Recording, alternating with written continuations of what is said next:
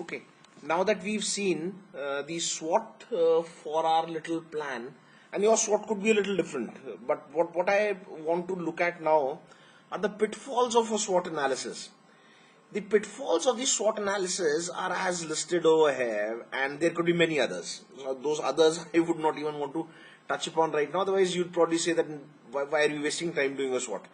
There are many other methods that you need to kind of bring into your planning for your innovative idea. SWOT being the most basic, which will help you understand what is the condition of the environment, what is the condition of your current team, your current department, your own strengths and weaknesses. So that's the only reason I'm recommending that. So let's say there are very subjective observations. You saw in my SWOT what I shared with you. There were subjective observations. I don't necessarily have data or say objective observations for all of them. I do not. Then there are divergent views. There could be divergent views. The CEO might believe that there is something else which is required, whereas the other departments might think there is something else altogether which is required. So when I showed you this entire mind mapping piece, I have not yet gone ahead and shown you what else is there on my mind map. I broke into the SWOT, and once we're done with the SWOT, I'll come back to this, and then we'll build the story again. So let's say my SWOT, different departments have different ideas of innovation, of what will be successful in the world. They have their own perspectives. My marketing team might think that there is something else which will work. If you have the finance department to have a say in your product development, I am sure they'll have a different divergent view altogether.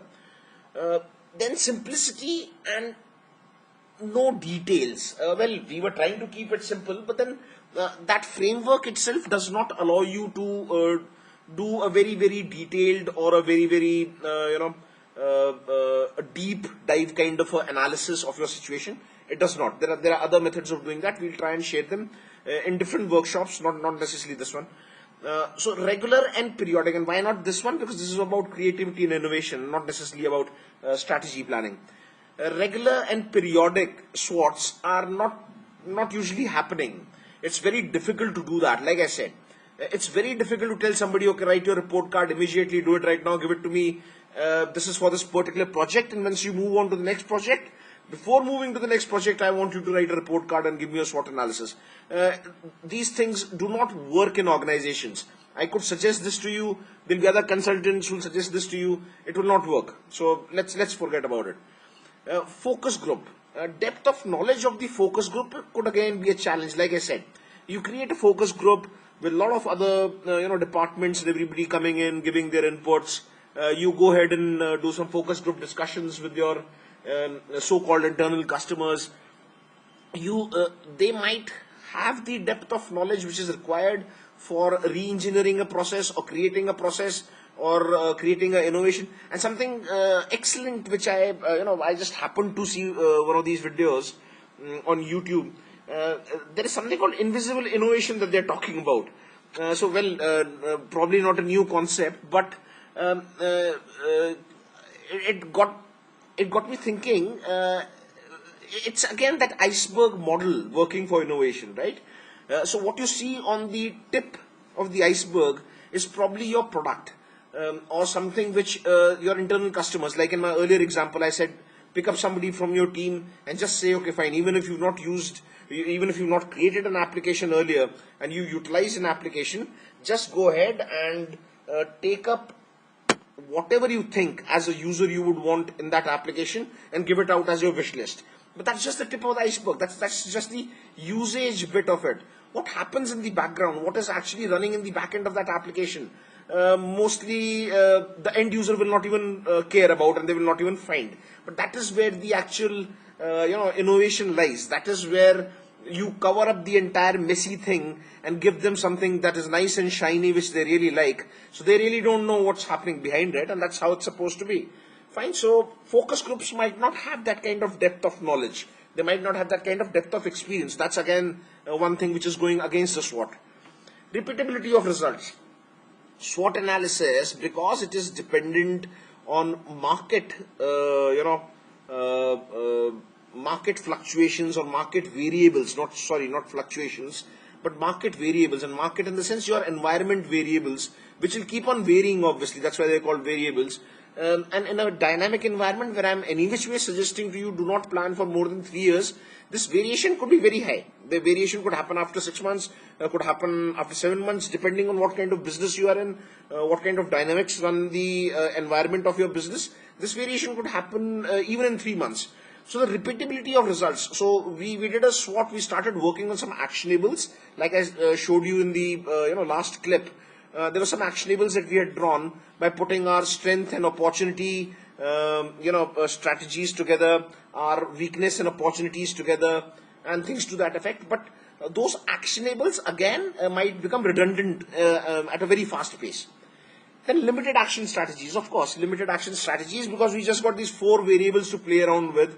You obviously, cannot pick up the weakness and the opportunity and say, okay, fine, I probably will turn the opportunity into a weakness. So it doesn't work that way. So most of these things are just dependent on the external opportunity, both the strengths and the weaknesses, and using your strength and the weakness, leveraging the opportunity as maybe a fulcrum. You're just trying to get something done. So that's what the little drawing that I have down there looks like, a seesaw kind of a thing. But you're utilizing the strength, the opportunities kind of pulling you up.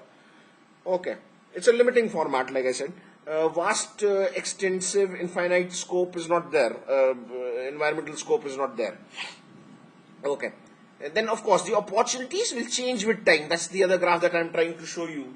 And if you do not take advantage of those opportunities immediately, nothing will really, fructify. And why it will not fructify is because you again delayed the go-to market.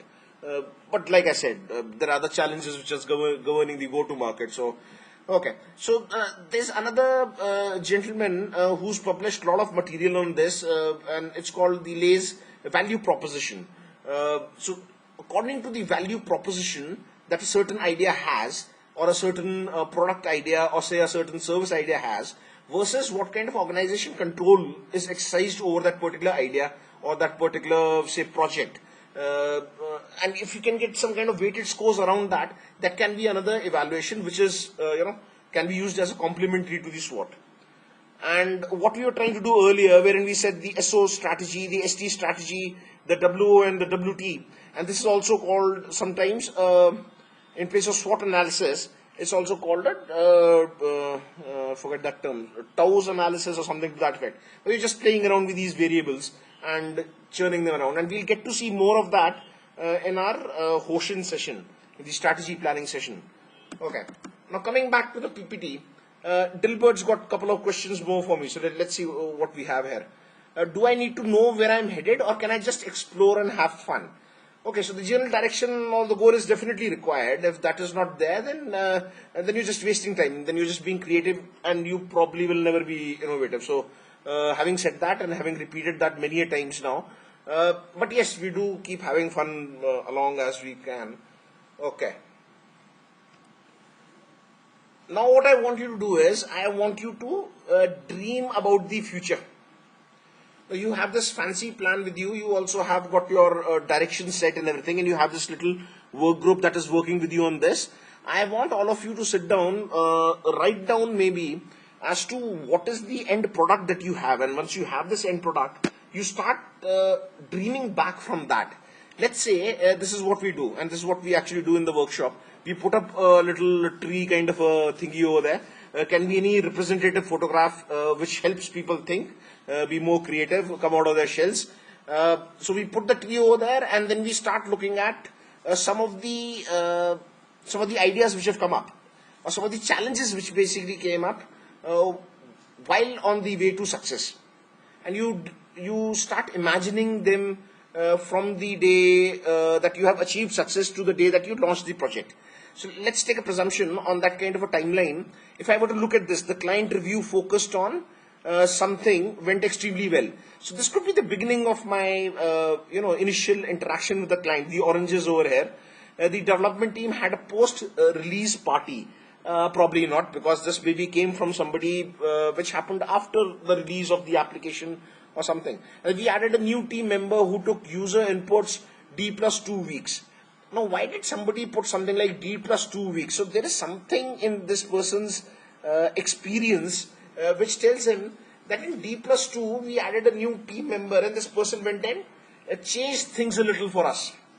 And that happens very often. That happens very often. Just because somebody is a new team member does not necessarily mean that the person cannot add value to the project or negate whatever has happened earlier or things to that effect. So that definitely will not be the case. And new team members will definitely add value. Okay. Then let's look at branding campaign inputs were changed. You would again change your branding campaign maybe just a few days before or maybe a few months before the actual release. The CIO's inputs were taken post call with the client, changes done basis some change request number they are mentioning, CR 110.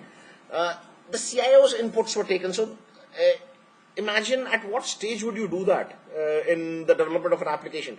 So while you do all these things and you discuss all these things, and again that cautionary note, it is not necessarily for the IT industry. So you need not say that if you are not aware of application development, you cannot run through this activity. You can. You pick up your own examples and try and understand, even if it is a service, how did the service firstly get packaged and went out of your door? When the first person called up, and the call landed up at your call center, till then what all did you have to do to kind of get things in shape? Okay. Now moving on, very simple. How many shapes can you break it into? I'll count till 5. 1, 2, 3, 4, 5. Okay, fine. So if any one of you guessed this, you are extremely intelligent, you're a lateral thinker, you probably are extremely creative. I don't know if you'll be innovative. Having said all that, I don't think so most of us can guess this in the very first go, because what we are looking at on top is not necessarily a 3-dimensional figure. We are looking at a 2-dimensional figure wherein there are 2 circles joined by a single line in the middle.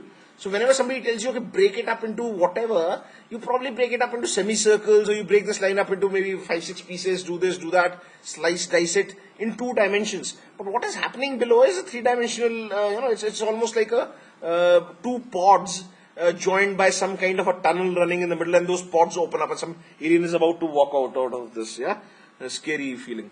Okay, so but that's lateral thinking. So if you can do that naturally, then you're doing lateral thinking any which ways. Okay, so again, just stressing on that point, being lateral thinking, this is how it works. Let's look at another example. Okay, in this example, how many shapes can you break it into? Yeah, I bet nobody thought of that. Yeah, unless of course you read De Bono's books, and this comes directly from De Bono.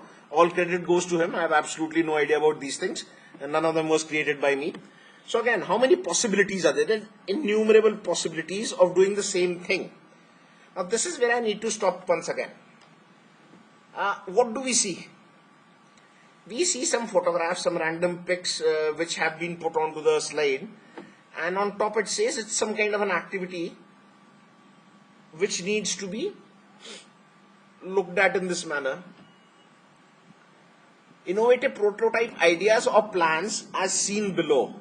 Now some of these I had also kind of drawn in my, or sketched down in my earlier sketch which I showed you, and these are exactly the same. There is a there is some machine, some scan, something which is happening.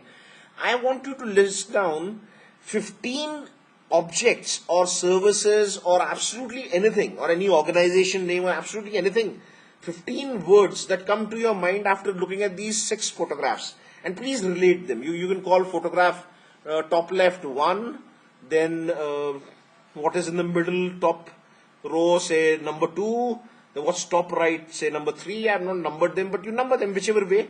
Just go ahead and have fun. Just write down 15 words at the earliest possible, and then we'll get back to the session.